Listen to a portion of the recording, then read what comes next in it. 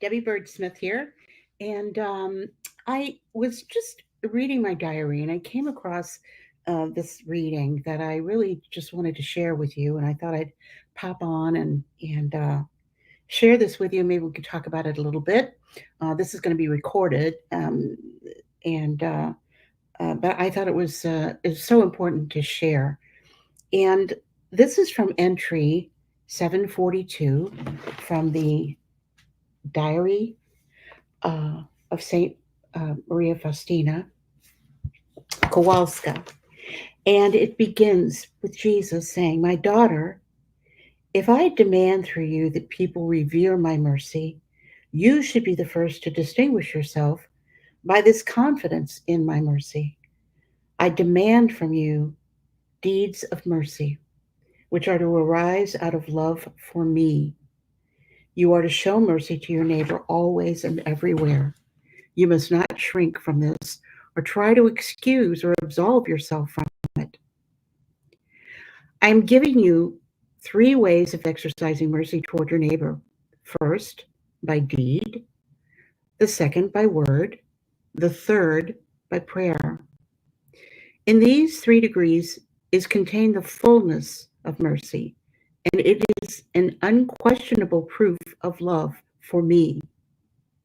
By this means, the soul glorifies and pays reverence to my mercy. Yes, the first Sunday after Easter is the feast of mercy, but there must also be acts of mercy, and I demand the worship of my mercy through the solemn celebration of the feast and through the veneration of the image which is painted. By means of this image, I shall grant many graces to souls. It is to be a reminder of the deeds of my mercy because even the strongest faith is of no avail without works. Faustina replies, "Oh, my Jesus, you yourself must help me in everything, because you see how very little I am, and so I depend solely on your goodness, O God."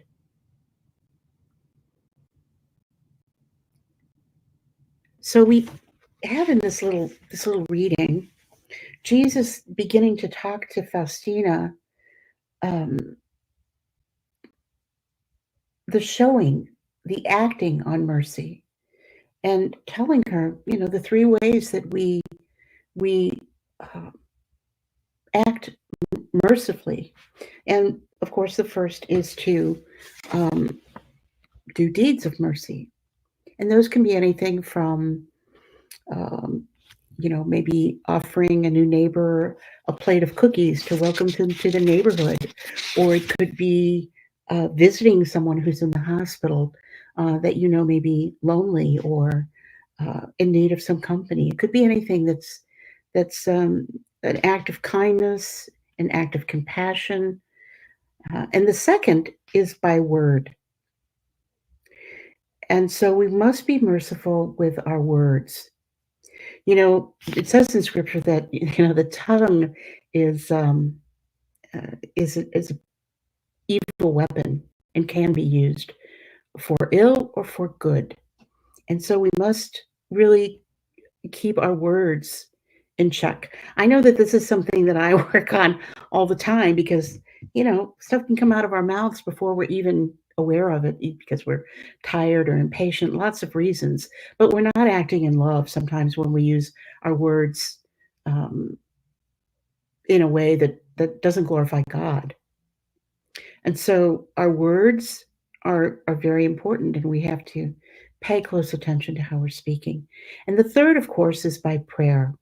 And this is a large part of mercy is our prayer. First of all, we've been given the chaplet, and the chaplet is a great gift.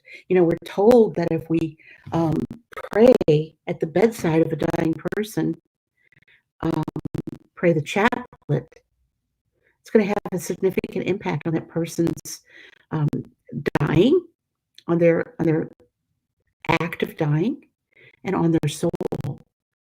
And so we're asked to actually to know that prayer for the dead is a very old tradition in the church, and so we offer the Mass, which is the greatest prayer, and we offer many prayers. We have the 3 o'clock prayer of mercy, which is the hour of mercy. And so we offer this prayer and many others. You know, I think sometimes that the prayer of the heart, and we've heard this so many times, particularly from our Blessed Mother, it's the prayer of the heart that counts. It's not as much the words as it is the sanctity and the attitude and the love that goes into the prayer. Because when it comes all down to it, everything is about love. Everything is about love. And he says 3 degrees is contained the fullness of mercy. And it is an unquestionable proof of love for me. When we do deeds of mercy and we do them for love of God, we do them because Jesus asks us to, it pleases him, it's merciful, it's loving kindness.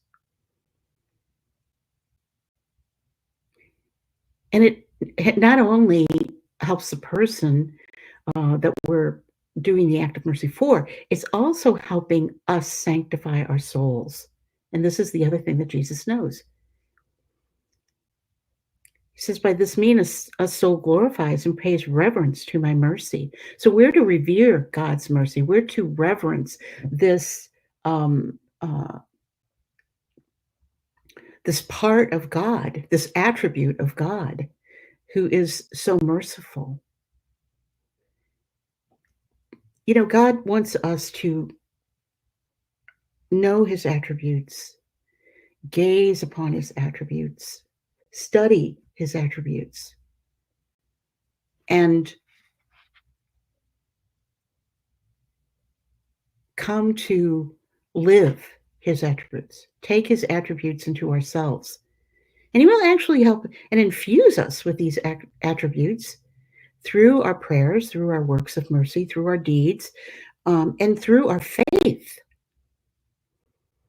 Not only are we to just do the acts of mercy and prayers of mercy, but we're to have faith that they have effect. We can't, do anything just by rote. We have to have the faith that what we do has effect. And you know yourself that many times when we act with some unexpected person, particularly an unexpected kindness, that it's usually met with great appreciation. If you take a plate of cookies to the new neighbor, or someone dies and maybe you're not part of the family, or maybe you don't even know the person who died, but you know the family, you know someone, and you go and pay your respects. We certainly want to pay our respects when people die. You can go, you can pray a chaplet, you can have a mass said.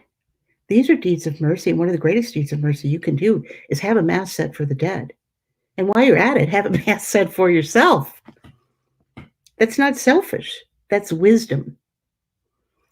And he goes on to say, to emphasize, yes, the first Sunday after Easter is the Feast of Mercy.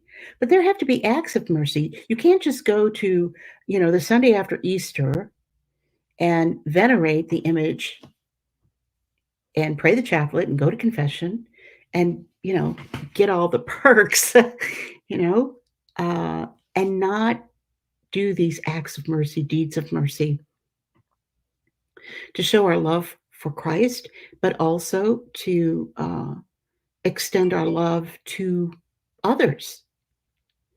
So as he goes on and he talks about venerating this image, I strongly encourage everyone to have a copy, a picture of the image in their home. And I have one right up there, and I have one on my front door. I have them different places because this image is very powerful. And Jesus tells us that these rays that come from the image,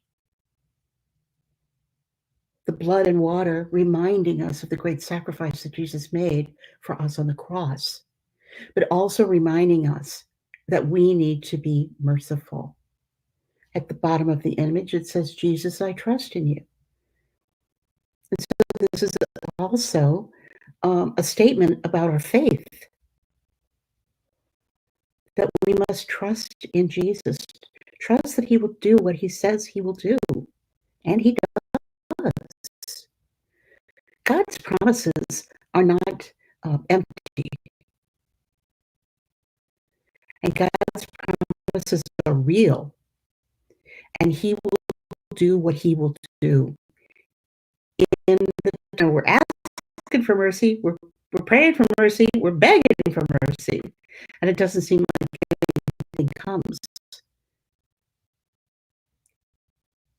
But know well, my dear brothers and sisters, that God is going on down here, and he is being merciful, even when he allows chastisements. We even maybe to struggle, to suffer.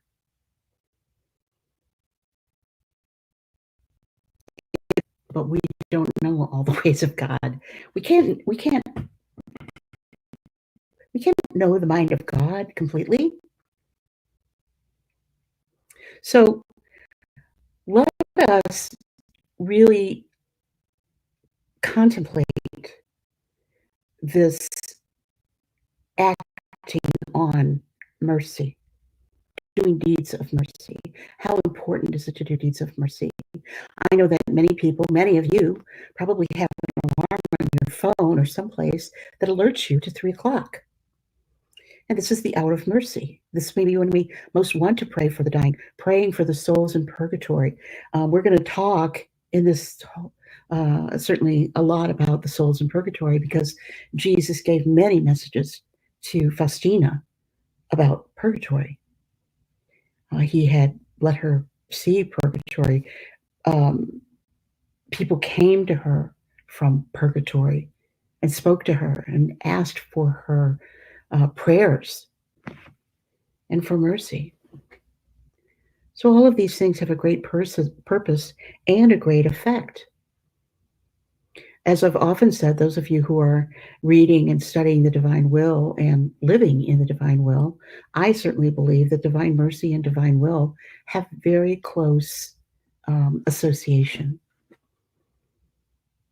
And we see it here.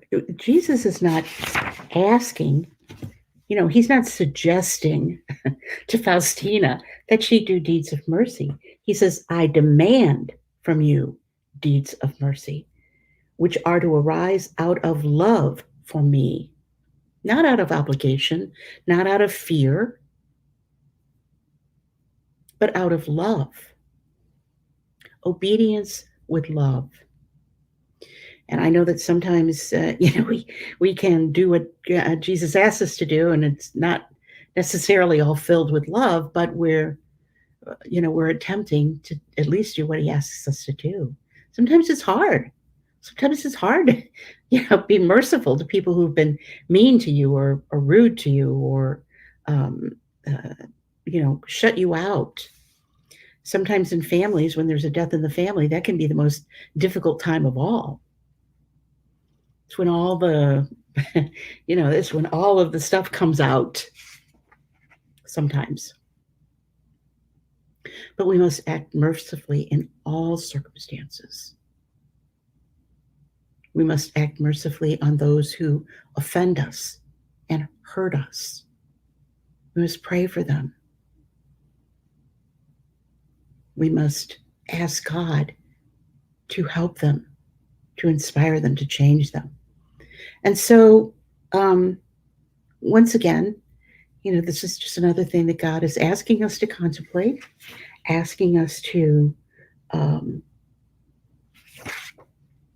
work into our daily routine. And maybe we want to do that, in the morning, in our morning devotion. If we can do it at 3 o'clock. And even just to say, Jesus, I trust in you. Jesus, I trust in you. Jesus, I trust in you. and use that as an ejaculatory prayer to remind us to be merciful to to the souls in purgatory, the holy souls, to the dead, and to our brothers and sisters who are here among us right now. I hope that you like these little snippets. I know that I've done snippets on, in the Divine Will readings from Louisa, and I really like to. Um, I'm going to be doing some of these kinds of little snippets as well. Also, there will be a regular program um, each week. I am your Jesus of Mercy, and so you may want to watch for that. If you're not subscribed to the channel, I would ask you to please like this video and subscribe and hit the like a little notification bell there. You're probably all aware of that, but I would hit the notification bell, and then you're going to know when all of these programs come up. You'll have a notification of them that a snippet from Divine Will or a snippet from uh, the Diary of Divine Mercy or some other program that I'm doing, Divine Will 101 or Divine Mercy in Our Soul. I'm also going to be doing a little program called Pursuing Nothingness. I hope I can kind of tweak your curiosity with that one. And we're going to talk about nothingness. And what does that mean when Jesus talks about nothingness? God talks about nothingness actually quite a bit. And so we're going to explore that topic because I think it's very important to our spiritual growth. So I thank you. I love and appreciate each one of you. And I pray for you, and I hope that you would pray for me. So with that, I will say, God bless and keep living in His will.